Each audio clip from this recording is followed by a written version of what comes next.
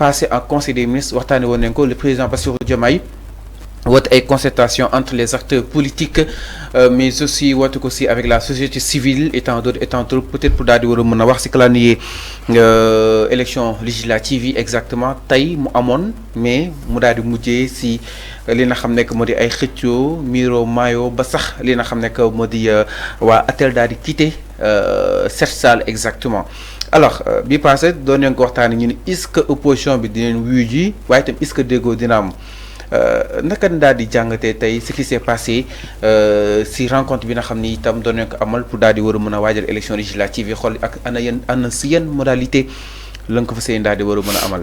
Ah, c'était prévisible que ATEL nekkuloon dans les dispositions pour waxtaan. Ah bon? Ah oui, parce que wax nañ ko avant parce que déjà ATEL mooy lan mooy alliance pour la transparence des élections. Moi, je trouve qu'au Sénégal, on n'a pas un problème de transparence des élections. Parce que si on avait un problème de transparence des élections, Diomaye Faye, opposant, ne peut pas remporter des élections à 54%. Okay. Premier constat. Donc au Sénégal, cette élection, pas possible parce que c'est verrouillé. D'autant plus que même le ministre de l'Intérieur a perdu la bocon. C'est terrible. On n'a pas un problème de transparence. Nous avons un excellent dispositif. Bon, bokk na si gën a performant en Afrique. Dono tiit donc yaakaar ni élection yi passé après na ko y a de cela 2 mois exactement. waaw xam nga mënoo nekk ci langue politique ba pare doo waajal sa bopp soit waajaloo sa bopp wala da ngaa parewul mais man d'abord balaa ñu dem fenn nañ wax si ATEL bi ba pare. damaa dégg tubaab nag bien que bëgguma di ko wax. mais bi ma déggee ATEL. li ma njëkk a xalaat mooy attelage am paay bu ñuy si PMI dañ lay wax am na un cheval attelé am na aussi. donc le cheval c'est la paire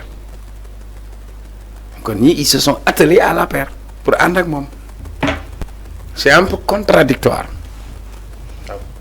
non am na ay contradictions. Vous ne pouvez pas vous battre contre Macky Sall pendant 12 ans 10 ans. 2 mois après 3 mois après vous vous retrouvez dans une même table donc est-ce que principe la wala dañu ànd pour benn posture c'est contradictoire parce que quand je vois Bougane ñëw toog ñu ne Amadou Ba bokk na ci mais daa ñëwul même bu ñëwul bokk na ci Khalifa Sall toog c'est-à-dire ñi doon xeex tey di dëmbante tey ñoom ñoo ànd mel ni mburoog lem. mais ànd ñu ci élection dañuy ànd pour leeral. woyoo ma ne sëñ bi. parce que. léegi la moo fi lëndëm bañ koy leeral. y a un conflit d'intérêt. oui léegi nañ ñëw. dañoo bëgg élection yi leer. tu as parlé de ñoo bokk mission. tu as parlé de conflit d'intérêt. léegi moi je parle pas de conflit d'intérêt. Il y a des intérêts. qui les réunissent. leur intérêt c'est d'être ensemble. d'être ensemble pour un objectif. ci li ñu wax seen objectif mooy la transparence des élections. premier point bi ma la njëkk a wax mooy Sénégal problème mu transparence élection musul posé wu. ak ñoom dalul seen xel. waaw léegi ils sont libres. waaw ils sont duggu man yow xanaa xamoo moi je suis le plus démocrate des démocrates waxuma ko nii pour wax ko. parce que j'ai été formé comme ça. moi je suis pour la respiration démocratique moi je suis pour une opposition forte valable xam nga li ma la moi je suis pour ça. Mais on ne s'oppose pas pour s'opposer. On s'oppose parce que c'est par principe. Et que mu nekk loo xam ne lu valable. dinaa ñëw ak yow ba ci ministre bi li mu waxee nii tey d'accord ma ci te dinaa ci ñëw.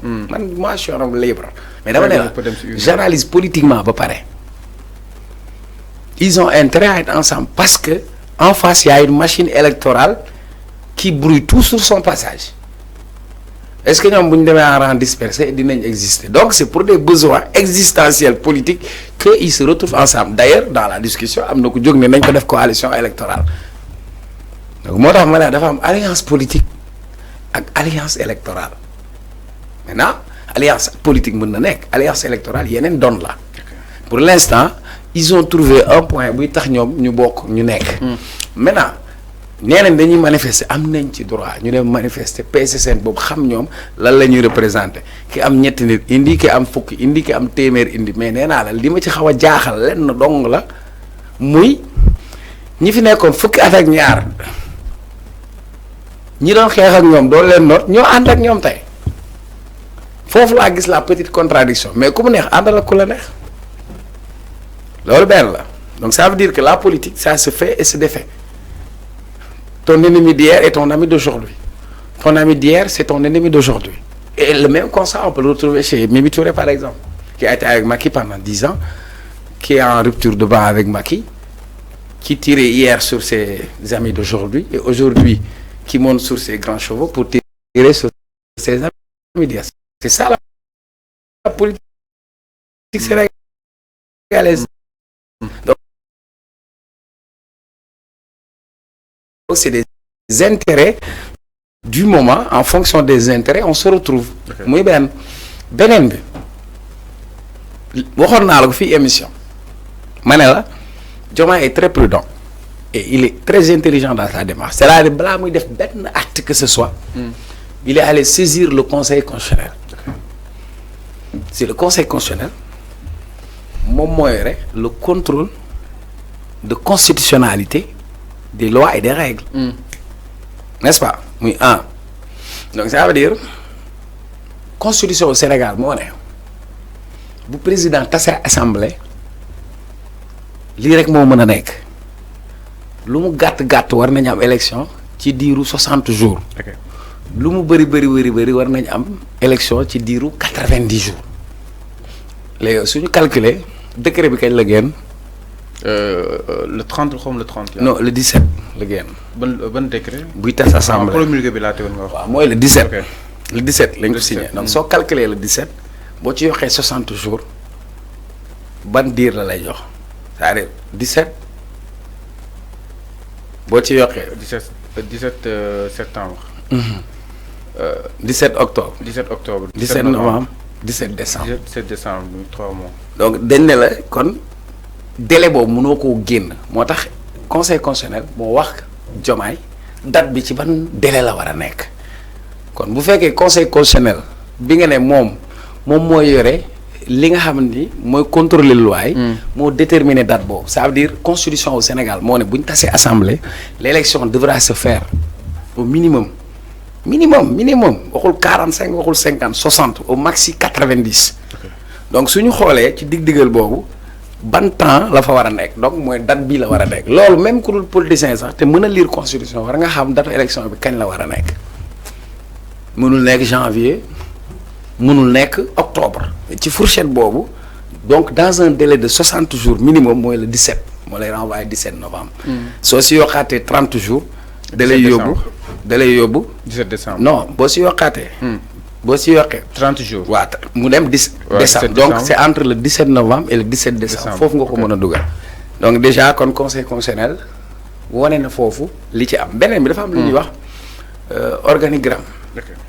maanaam ci wàllu institution yi ak loi yi ak règlement yi dafa am buy jiitu am bu ciy tegu constitution moo jiitu code électoral donc bu constitution joxee rek code électoral ba bokkatul. day aw. Très bien donc ici les dispositions du code électoral c'est le conseil constitutionnel qui les a suppléées parce que selon les dispositions du code électoral dafa am parrainage léegi loi sur le parrainage mënuñu ko appliquer. parce que dafa am diir de 185 jours léegi pour régler l'affaire on enlève le parrainage ça c'est le conseil constitutionnel qui donne cet avis moo tax parrainage mënul am parce que mënoo exiger nit ñi parrainage te dafa am exigence de temps boo xam ni defuñu ko comme c'est des élections anticipées exceptionnelles dafay am ay verrous yoo xam ne dañ koy dindi pour permettre à tout un chacun d'y participer est-ce que vous avez compris maintenant donc le président ne pouvait pas faire que appliquer les directives du conseil constitutionnel et décret moom moo ko moom parce que Modou du Samba du Demba du Pathé dans la constitution c'est le président de la République qui convoque le corps électoral donc il a convoqué le corps électoral maintenant moi je suis pour waxtaan je suis pour diisoo parce que li nga xam ni seen intérêt war ngeen ci dem ngeen waxtaan mais ki nga xam ni balaa muy ñëw ci waxtaan moom daa indaale ay prédisposition ne waxtaanul après ñëw pour waxtaan ñëw ne léegi balaa may waxtaan li ngeen jëloon dogal yépp dindi leen ko on va se retrouver encore dans un autre blocage. Si nous on va sortir de ce temps. Maintenant, si je d'accord, le ministre de l'Intérieur, dans sa communication, parce que bien qu'on fallait, général Tine un homme de l'armée, neutre, impartial. Il ne doit pas entrer dans sa communication, le diable politique. Il devrait se limiter uniquement dans ses fonctions de ministre de l'Intérieur, d'organisateur des élections. Parce que c'est ce dans la xel. Mais xam nga su toogee man mën naa toog ma ne waaye gars yi pareeguñu dañoo ragal dem ci combat bi. xam nga ma la. Mais daa mel ni promoteur ñaari mbër ci face à face bi nga jël sa micro ne benn mbër bi daa tàppet ñëwul maanaam boo ko waxee sax day nduru dara daal. Est-ce que comprendre fi mu la waxee. Donc dans la communication. tu dois être très strict. Comprendre pour dire que véritablement on a appelé tous les acteurs politiques. Comme le président avait demandé au ministre de l'Intérieur, il lui avait instruit d'appeler parties prenantes pour ñu waxtaan. Alors woo nañ ñëpp pour ñu waxtaan waaye ñenn ñi. dafa mel ni waxtaan wi déggoowuñ ci ak ñoom yam ca. mais benn commentaire boo ci def rek mën na indi beneen tergiversation. Alors parlons justement de cette procédure ñu gis ni maître Moussa Diop mu ne à 10 jours de la fermeture des dépôts, personne ne nous a saisi concernant les élections exactement. Semaine prochaine.